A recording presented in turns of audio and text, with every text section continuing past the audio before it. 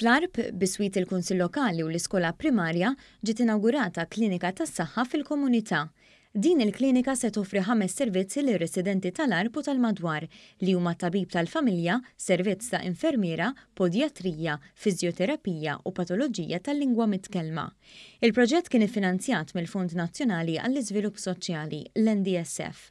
Il-klinika fl-Arb ġiet inaugurata mid-Deputat Prim Ministru Ministru tas-Saħħa Chris Fearn u l-Ministru għal-Għawdex Clint Camilleri.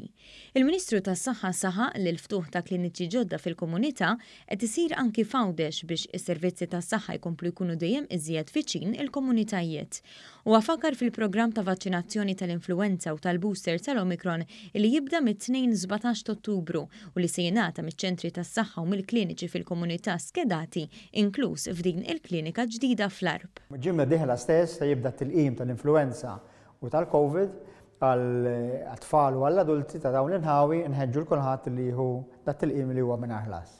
Il-Ministru għal-Għawdex Clint Camilleri qal li proġetti bħal dawn ikomplu jsaħħu l-kura tas-saħħa f'Għawdex u jilħqu l-bżonnijiet tan-nies b'aktar effiċjenza. Qegħdin inkomplu wkoll nifirxu aktar community clinics ma' diversi partijiet ta' Malta kif ukoll ta' Għawdex sabiex inwasslu l-aħjar servizz ukoll lir-residenti tagħna.